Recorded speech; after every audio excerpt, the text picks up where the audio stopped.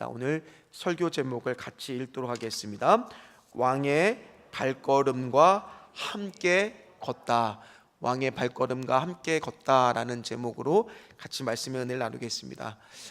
운전을 하다 보면은 당연히 포장이 잘 돼 있는 도로에서 운전할 때가 승차감도 좋고 편합니다. 속도도 훨씬 잘 납니다. 잘 깔린 아스팔트, 거기다가 앞에 차가 없으면은 굉장히 달릴 때 편안합니다. 그런데 갑자기 학교 앞, 거기 가면 속도가 몇 킬로가 제한이 되느냐? 30km 제한이 되면 굉장히 좀 약간 긴장을 하게 됩니다. 그래서 속도를 줄여야 되고, 거기에는 혹시나 무슨 일이 생기면 안 되기 때문에 더 조심해서 가기도 합니다. 그러나 거기도 그래도 포장된 도로인데 어떤 곳에 가면 이 비포장 도로의 길을 갈 때가 있어요. 그러면은 거기가 길이 어때요? 울퉁불퉁 하잖아요. 가다 보면은 차도 어떻게 돼? 갑자기 탁 이렇게 하기도 하고, 깜짝깜짝 놀랄 일이 돌부리가 또 있기도 하고, 또 어떤 데는 가다가 이렇게 아래로 내려오다 보면은 이렇게 내려오는 곳이 너무나 경사가 급한 곳은 내려올 때 슥 차가 뭔가 긁히는 소리가 나면 굉장히 좀 마음이 신경이 쓰이기도 합니다. 또 흙탕길을 갈 때도 마찬가지입니다. 그런 것들을 갈 때마다 신경이 여간 쓰이는 것이 아닙니다. 그렇다면 오늘 우리가 가야 될 길은 어떤 길일까요? 특별히 오늘 예수님은 어떤 길을 가시고 계실까요? 그럼 우리가 예수님하고 막상 동행한다고 하면 예수님이 가는 길은 그 길 따라서 우리가 따라가야 되는데, 어떤 길이길래 그 길을 따라가야 되는 것일까요? 오늘 말씀을 통해서 한번 같이 살펴보기를 원합니다. 먼저 예수님은 유월절 절기를 맞이하여 예루살렘으로 시시각각 가시고 계셨습니다. 오늘 1절 말씀입니다. 우리 같이 읽겠습니다. 그들이 예루살렘에 가까이 와서 감람산 베박개와 베다니에 이르렀을 때에 예수께서 제자 중 둘을 보내시매. 오늘 마가복음이 총 몇 장으로 되어 있는지 아세요? 총 16장으로 되어 있습니다. 그 중에 1장부터 9장까지의 장소적으로 살펴보면은 어디서 주로 사역했냐면 갈릴리 지역에서 주로 사역을 했습니다. 그러다가 10장이 되었을 때 이제 예루살렘의 길로 출발을 하는 과정입니다. 그리고 11장부터 16장까지가 예루살렘에 입성해서 그 중에 11장부터 15장까지는 특별히 고난 주간에 있었던 사역에 대해서 나옵니다. 그러니까 총 16장 중에서 거의 3분의 1 이상이 무슨 내용이라는 거예요? 고난 주간에 있었던 예수님의 사역에 대한 말씀이라는 겁니다. 특별히 마가복음 8장에서 첫 번째 순환 예고를 했을 때, 그 전까지는 치유와 회복의 사역이었다면 그 다음부터 예수님이 진짜 이 땅에 오신 목적에 대한 사역, 바로 뭐였어요? 십자가와 부활, 그 부분을 강조했었다라고 제가 말씀을 드린 적이 있습니다. 오늘 말씀도 그 연장선상에 있다란 얘기예요. 특별히 오늘 말씀은요, 사복음서에 다 기록이 되어 있어요. 그렇다는 얘기는 오늘 말씀이 굉장히 뭐하다는 거예요? 중요한 말씀이라는 거잖아요. 예루살렘에 입성한 그 사건이 어떤 의미가 있기 때문에 사복음서에 다 기록이 된 거잖아요. 특별히 예수님께서 예루살렘에 들어가기 전에 들린 곳이 바로 어디냐? 오늘 말씀을 보니까, 우리가 읽은 1절 말씀을 보니까 어디라고 나와 있습니까? 감람산 베박개와 베단이라고 나옵니다. 특별히 이 감람산은 예루살렘의 동편에 위치했다라고 합니다. 그리고 거기 올라가면 예루살렘 성과 도시가 이렇게 윤곽이 한눈에 보이는 곳이었다라고 합니다. 그리고 거기에선 중요한 사건들이 많이 일어났죠. 예수님께서 기도했던 곳, 겟세마네 동산, 어디에 있겠습니까? 이 감람산에 위치해 있다는 얘기예요. 주님의 승천도 어디서 일어났어요? 이 감람산에서 일어났다라는 겁니다. 그리고 거기에는 그래서 지금도 이 찾아보면 예수님의 행적이 기념된 곳이 많이 있다라고 합니다. 그리고 산기슭 마을에 오늘 두 개의 마을이 소개되고 있는데, 베박개와 베다니, 이 베다니는 예루살렘으로부터 겨우 이제 3km밖에 안 떨어진 곳이에요. 근데 베다니도 굉장히 의미가 있는 장소입니다. 왜냐하면 거기 누가 살았는지 아세요? 바로 나사로가 살고 마리아와 마르다, 이 남매 가족이 살았던 곳이 바로 이 베단이라는 거예요. 그래서 거기서 이미 예수님은요, 죽은 나사로를 어떻게 하셨어요? 살리신 곳이잖아요. 불과 오늘 6월절이 일어나기 수개월 전에 거기서 나사로를 살렸다라는 겁니다. 그리고 오늘 요한복음 12장에 보면 6월절 엿새 전에 예수가 거기 들립니다. 거기서 또 어떤 사건이 일어납니까? 바로 이 마리아가 향유옥합을 깨뜨려 예수님을 자기 머리카락으로 붓고 나서 다 발을 닦았던 그 사건. 근데 제자들은 그 의미를 깨닫지를 못하고 왜 비싼 향유를 부었느냐, 그거를 팔아서 300데나리온으로 가난한 사람들한테 나눠주면 얼마나 좋겠느냐. 근데 예수님은 막지 않으셨어요. 뭐라고 말씀하시느냐? 요한복음 12장 7절 말씀을 같이 읽어보도록 하겠습니다. 예수께서 이르시되 그를 가만두어 나의 장래한 날을 위하여 그것을 간직하게 하라. 주님께서는 이제 내가 곧 있으면 어떻다는 것을 말하고 있어요. 십자가에 달려 돌아가게 될 것을 아시고 그 장래의 의미로 이렇게 마리아가 이렇게 섬기는 의미를 이해하셨다라는 겁니다. 누군가에게는 낭비처럼 보였지만 이 여인이 이렇게 행동할 수 있었던 것은 예수님을 뭐 했기 때문이었겠어요? 너무너무 사랑했기 때문이지 않았겠습니까? 그래서 그 아까운 정말 그 300데나리온은 어마어마한 수천만 원짜리를 주님 앞에서 아낌없이 드릴 수가 있었다라는 거예요. 그럼에도 불구하고 제자들은 그 행위를 이해를 못했어요. 심지어 나중에 오늘 그 행위를 이해했다라고 성경은 나와 있습니다. 어쨌든 간에 오늘 주님께서는 두 제자를 불러서 마을 건너편으로 보냅니다. 2절 3절 말씀을 같이 읽겠습니다.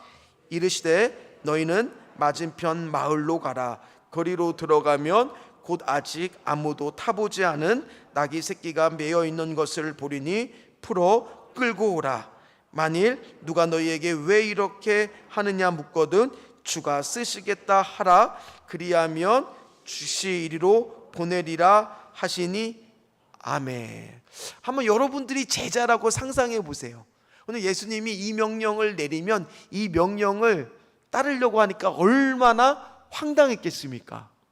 일단 건너 마을에 가는데 어느 집에 나귀가 매여 있을 줄 알겠습니까? 그리고 나귀가 매여 있다고 해도 그 나귀를 가지고 오는데 아니 사람들이 그거 어디다가 쓰려고 하느냐 물으면 뭐라고 대답하래요? 그러면은 다 주실 수 있겠습니까? 제가 오늘 아래로 주차장에 가서 새로 차를 뽑았어요. 제가 그 차에 키를 달라고 해갖고 주가 쓰시겠다고 하라. 저 주실 수 있으시겠어요? 아멘이 안 나오잖아요. 그만큼 이거 얼마나 황당한 명령이에요. 그거를 지금 하라고 하니 이 제자들 입장에서 정말 이게 이렇게 될 수 있을까? 궁금하지 않았겠습니까? 아니 어떻게 주가 쓰시겠다고 하면은 다 사람들이 그렇게 내어줄까 생각이나 했겠습니까? 그러나 그 명령의 제자들은 어쨌든 간에 떨떠름했는지 아니면 기쁜 마음으로 순종했는지는 알 수는 없지만 따랐어요, 안 따랐어요? 따라갔습니다. 오늘 4절부터 6절 말씀입니다. 같이 읽도록 하겠습니다. 제자들이 가서 본즉 나귀 새끼가 문 앞 거리에 매여 있는지라 그것을 보니 거기 서 있는 사람 중 어떤 이들이 이르되 나귀 새끼를 풀어 무엇 하려느냐 하매 제자들이 예수께서 이르신 대로 말하되 이에 허락하신지라. 아멘. 아니 진짜 예수님의 명령에 따라 가니까 진짜 있더라는 거예요. 나귀 새끼가 있더라는 거예요. 예배하신 게 있더라는 거예요. 그걸 진짜 또 풀었다는 얘기는 매어 있다는 얘기는 주인이 있다라는 거잖아요. 그걸 끌고 오는데 진짜 누가 와서 물어보는 거예요. 왜 남은 나귀 새끼를 그렇게 가져갑니까? 물어봤을 때 제자들이 뭐라고 대답했겠어요? 그냥 말씀하신 대로 그냥 따라간 거예요. 주가 쓰실 겁니다. 그러니까 주인이 말도 안 되게 가져가라는 거예요. 이런 말도 안 되는 상황 어떻게 됩니까? 우리가 마찬가지입니다. 우리가 주의 길을 가는 것은 상식이 통하는 길이에요. 어떨 때는 상식이 안 통해요. 말도 안 되는 거를 요구하실 때도 있어요. 그러나 우리가 그 길을 가야 되는 이유는 뭡니까? 첫 번째입니다. 같이 읽도록 하겠습니다. 주님이 말씀하셨기 때문이에요. 다른 이유가 없어요. 주님이 말씀하셨으니까요. 황당하지만 그대로 따라가니까 실제로 그 일이 일어납니까? 안 일어납니까? 일어나더라는 거예요. 제가요 몇 달 전이에요. 몇 달 전에 처음으로 신천주교회 수양관을 가본 적이 있습니다. 아까도 소개했듯이 처음에는 아스팔트 길로 잘 가고 있었는데 갑자기 이제 그 큰 길에서 잠깐 이제 빠지는 샛길이 나오더라고요. 거기도 아스팔트 길을 잘 가고 있었습니다. 그러다가 이제 신천주교회 수양관이라는 편말이 보이고 이제 우회전으로 그 길을 들어가야 되거든요. 그래서 우회전을 딱 꺾어서 그 길을 들어가니까 그 길은 어떤 길이었느냐? 좁은 길이라고 벌써부터 이게 먼저 답을 하시는데 좁은 길도 맞아요. 그러나 이제 아스팔트 포장이 아니라 시멘트로 포장된 길이었습니다. 그러니까 약간 울퉁불퉁하기도 하지만 좁기 때문에 막 제가 아스팔트처럼 빠르게 막 속력을 내지는 않았습니다. 그러나 초행길이니까 일단 조심조심스러운 거예요. 그런데 거기서 양갈래길이 딱 나오는 거예요. 근데 내비게이션을 봐도 어디로 가야 될지 몰라서 일단은 올라가는 길로 딱 갔는데 갑자기 조금 올라가고 딱 멈추니까 저 앞에 집이 있는 거예요. 그러니까 집주인이 차가 올라오니까 밖으로 나와서 뭐 하는지 이렇게 쳐다보는 거예요. 그 주인하고 눈이 딱 마주쳤는데 후진으로 해서 다시 조심스럽게 내려왔어요. 그러니까 엉뚱한 길로 간 거죠. 그것뿐만 아니라 모르니까 제가 또 운전을 그렇게 잘하는 편이 아니거든요. 가다가 보니까 또 이 주차장으로 안으로 들어가야 되는데 엉뚱한 곳으로 올라갔어요. 그러나 어쨌든 간에 제가 무사히 목적지에 도착을 했을까요? 했어요. 왜 했을까요? 내비게이션을 그래도 뭐 했기 때문이에요? 따라갔기 때문이에요. 제가 내비게이션을 안 따라가고 나는 좋은 길로만 갈 거야 계속 무시하고 아스팔트 좋은 도로로만 가면은 목적지에 도달할 수가 있었겠습니까? 그러지 못했어요. 때로는 안 좋은 길이라고 할지라도 조금은 어렵고 좁은 길이라고 할지라도 그 목적과 명령에 따라 keep going, 어려워도 그 길을 keep going, 그냥 가는 거예요. 갔을 때 바로 목적지에 도달하더라는 거예요.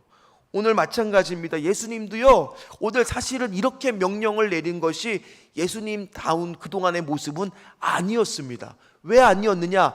그전에는요, 예수님이 철저하게 자신이 누구인 것을 드러내기를 원하셨습니까? 아니면 숨기기를 원하셨습니까?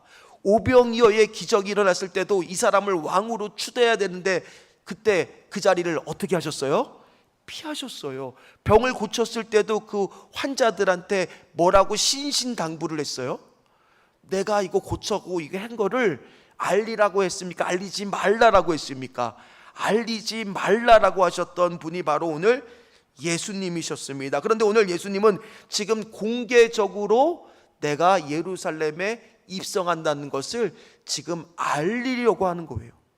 이거 평상시에 예수님의 행보와 너무 다른 겁니다. 그럼에도 불구하고 예수님은 오늘 왕이라는 사실을 왜 알리셔야 했을까요? 그리고 왕의 길이 좋은 길로만 가는 길일까요? 오늘 한번 7절 말씀을 같이 읽도록 하겠습니다. 7절 말씀입니다.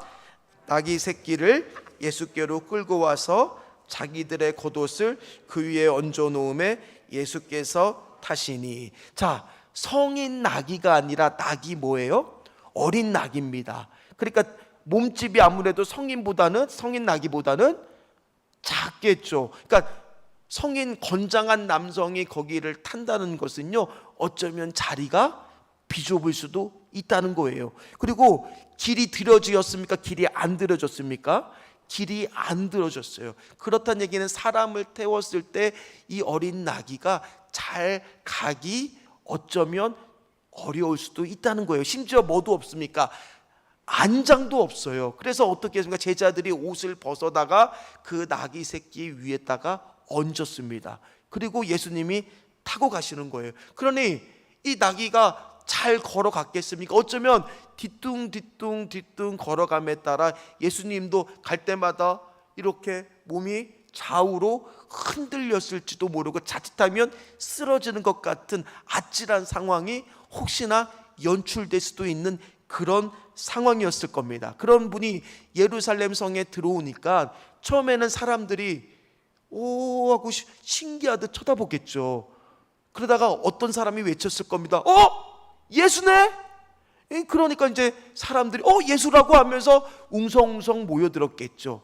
그 당시에 예루살렘 성에서는요, 이 유월절만 되면 이 유대 각지에서 이 유월절 절기를 지키기 위하여 그곳으로 모였잖아요.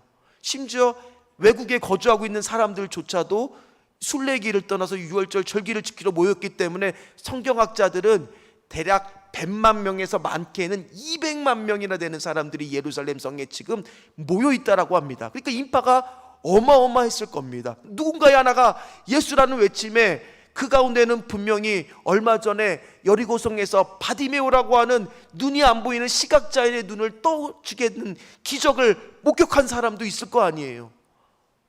그러니까 그런 얘기가 들리자마자 다 그 앞으로 예수를 보기 위해서 처음엔 한두 명이, 그러다가 더 많은 사람들이 모이면서 어떤 일이 일어났느냐, 갑자기 사람들이 자기 옷을 벗어서 그 가시는 발걸음에 놓기 시작하고 또 나뭇가지를 그 앞에 던져 놓기 시작했다라는 겁니다. 이 모든 것이, 그런데 중요한 것은 예수님이 계획하고 계신다라는 거예요.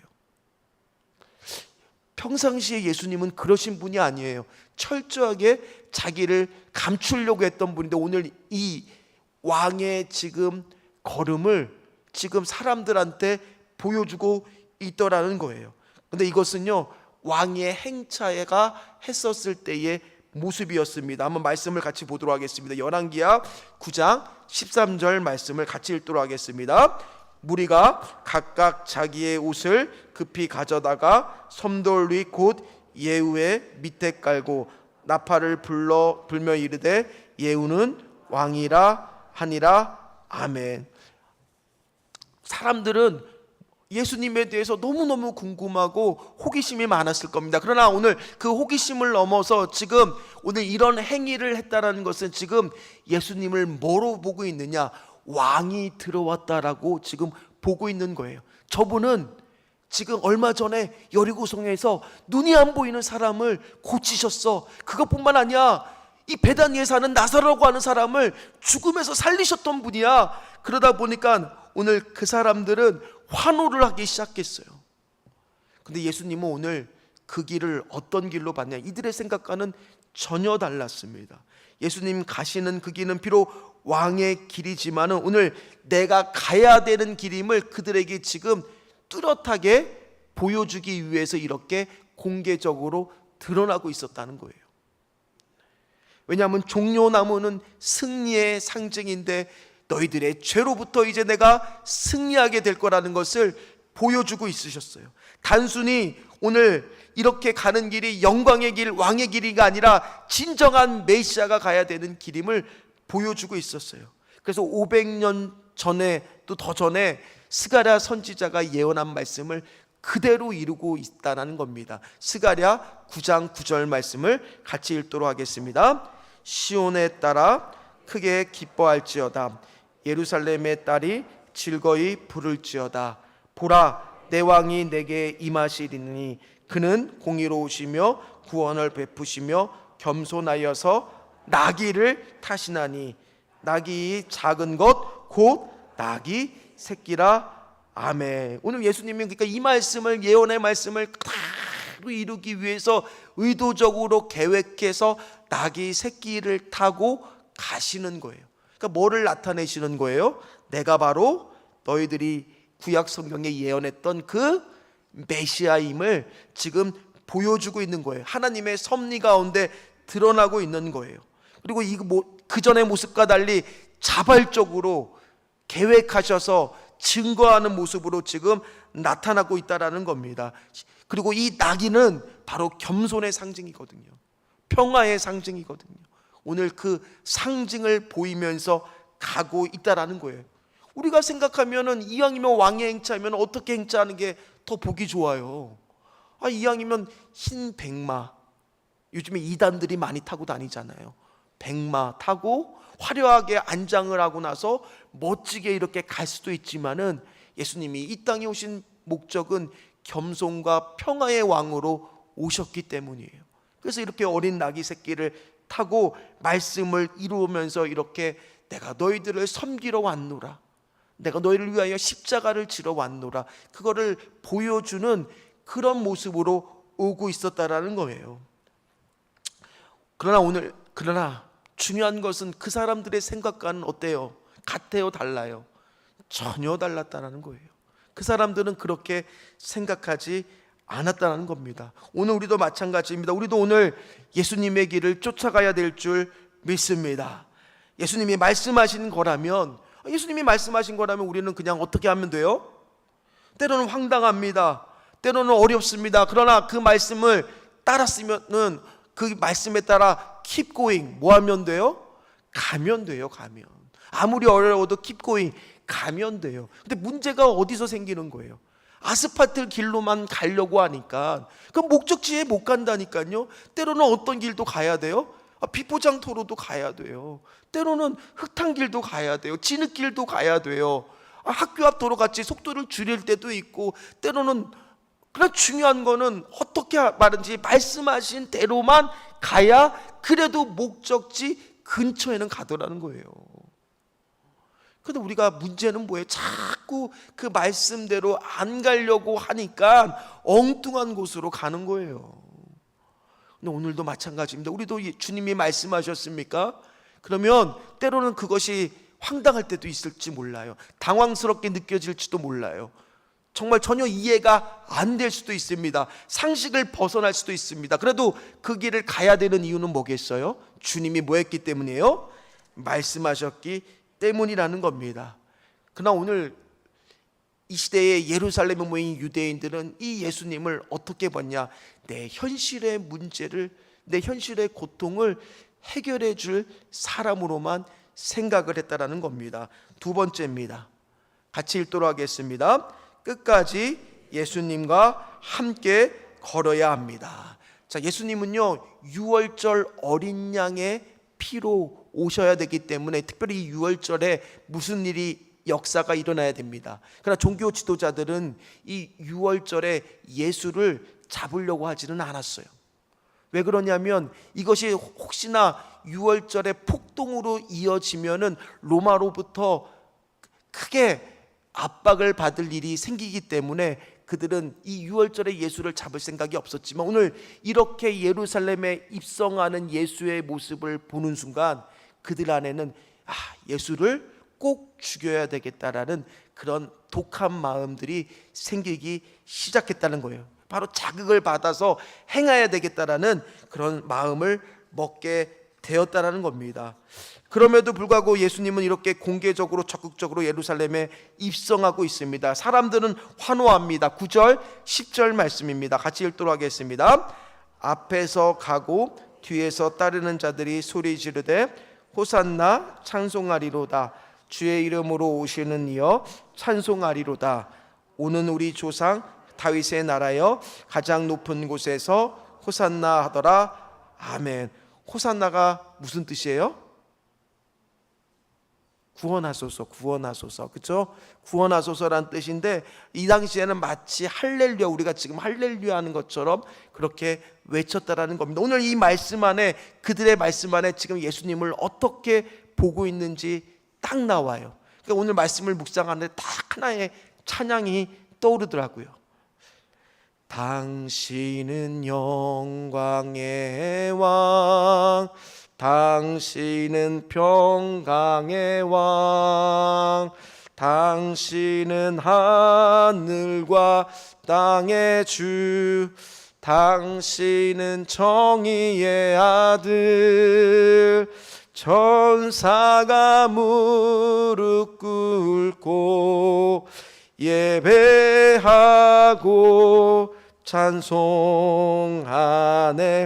영원한 생명 말씀 당신은 예수 그리스도 주.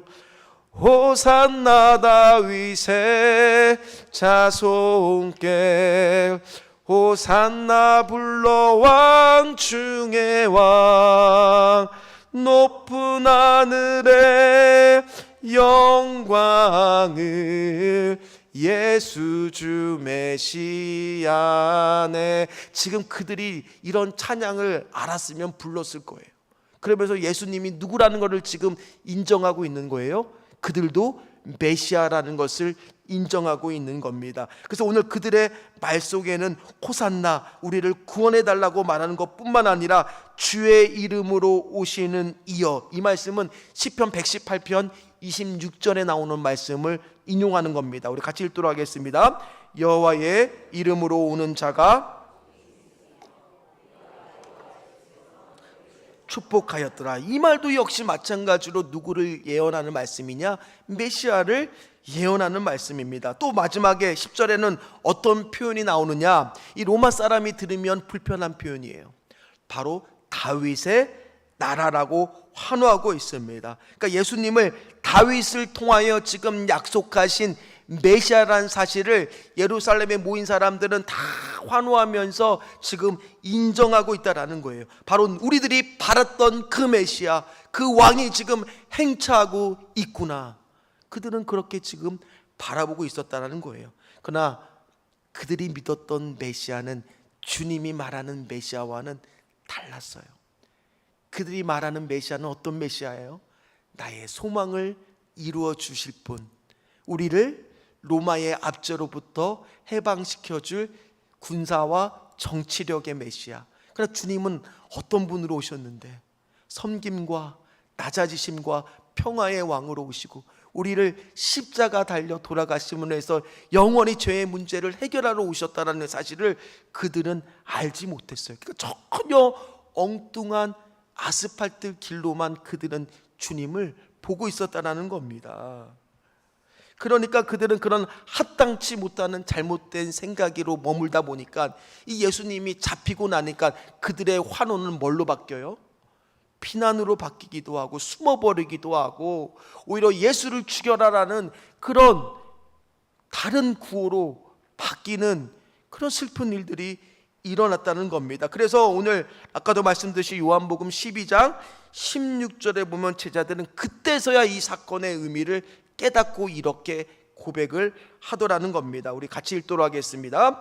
제자들이 처음에 이 일을 깨닫지 못하였다가 예수께서 영광을 얻으신 후에야 이것이 예수께 대하여 기록된 것임과 사람들이 예수께 이같이 한 것임을 생각났더라. 아멘. 오늘 우리도 마찬가지입니다. 예수님께서 우리에게 가라고 하는 그 길은 우리가 생각하는 길과 다를 때가 있습니다. 그러나 우리는 항상 아스팔트 길로만 가고 싶어요. 저도 그래요. 그러니까 내 기도 제목이 이루어지면 와 할렐루야 하나님, 나의 기도 제목을 이루어주신 하나님 감사합니다. 그러다가 나의 기도 제목이 이루어지지 않으면 어떻게 돼버려요? 하나님을 원망하고 하나님은 왜 나의 뜻과 이렇게 다르냐, 이렇게 오늘 손바닥 뒤집듯이 환호가 오늘 비난으로 바뀌는 이 이스라엘 사람들과 같이 혹시 우리는 신앙생활하고 있는 것은 아닙니까? 주님께서 오늘 이 왕의 행렬을 통해서 내가 가려고 하는 것은, 내 목표는 하나님의 뜻이다. 오늘 그거를 보여주고 있는 거예요. 그것을 위해서 최선을 다해서 사셨습니다. 그것이 주님의 목표였습니다. 오늘 우리의 목표는 뭡니까? 혹시나 우리는 오늘 하나님의 뜻을 이루는 것에는 관심이 전혀 없는 것은 혹시 아닙니까? 하나님이 말씀하셨다라면 그게 하나님의 뜻이라면 어떻게 해야 되는 거예요? Keep going, 가는 거예요. 어떤 어려움이 있어도, 때론 비포장 도로가 나타나도 가는 거예요. 그래서 우리는 오늘 우리의 기도와 우리의 열심을 점검해 봐야 돼요. 저는 어렸을 때 기도를 할 줄 몰랐잖아요. 그러니까 부모님이 자기 전에 뭐를 시켰느냐, 주기도문이라도 하고 자라고. 근데 주기도문을 우리가 얼마 전에 수요 예배 때 같이 말씀을 받지만 거기 안에는 뭐가 있어요? 뭐가 있어요? 한번 우리 주기도문 같이 해볼까요? 하늘에 계신 우리 아버지여, 이름이 거룩히 여김을 받으시오며 나라의 임하옵시며, 뭐가 있어요? 그 다음에 거기에 뭐가 있어요? 그래도 그 기도에는 뭐가 있어요? 하나님의 뜻이 이 땅에 이루어지기를 소망하잖아요. 근데 우리가 기도해버리면 어떻게 돼버려요? 우리의 생각과 우리의 얘기만 실컷 하다가 끝날 때가 많다는 거예요. 차라리 기도가 안 될 때는 밤에 뭐라도 하고 주무시라는 거예요. 주기도문이라도 하고 주무시라는 거예요. 거기에는 그래도 무슨 기도가 있으니까요. 하나님의 뜻이 이루어지기를 간절히 소망합니다. 이게 우리가 진짜 신앙생활 하고 있느냐는 거예요. 또 하나, 나의 열심이 지금 무엇을 위한 열심이냐는 거예요. 나의 이 열정이 무엇을 위한 열심이라는 거예요. 오늘 이스라엘 사람들도 열정이 있었어요. 열심이 있었어요. 환호를 질렀습니다. 그러나 그 목적은 내 뜻이었어요. 내 뜻. 내 뜻대로 안 되니까 그 환호는 나중에 예수를 십자가에 달려 목매달라는 소리로 바뀌잖아요. 그것처럼 오늘 나의 열심도 하나님의 뜻과 목적에 맞춰지지 않으면 나의 열심과 열정도 전혀 엉뚱한 방향으로 갈 수가 있더라는 거예요. 말씀을 마무리하도록 하겠습니다. 오늘 왕께서 드디어 예루살렘에 입성하셨습니다. 왕이 발걸음을 시작했습니다. 그 전까지는 철저하게 숨겼다가 예루살렘에 입성하면서 이제 내가 이 땅에 왕으로 왔다는 것을 만천하에 드러내셨습니다. 그러나 그 안에는 인간들의 생각과 달랐어요. 바로 이것은 하나님의 주권과 계획 안에서 이루어지는 거고 하나님의 뜻을 이루기 위한 발걸음이었어요.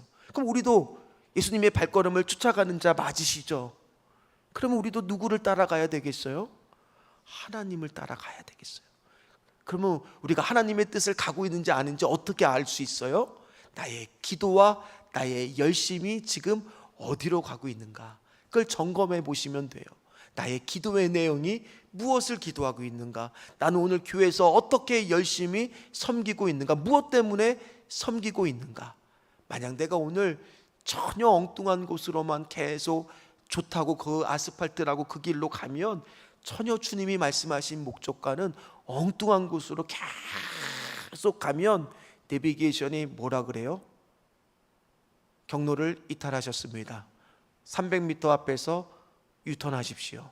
이렇게 할 수도 있잖아요.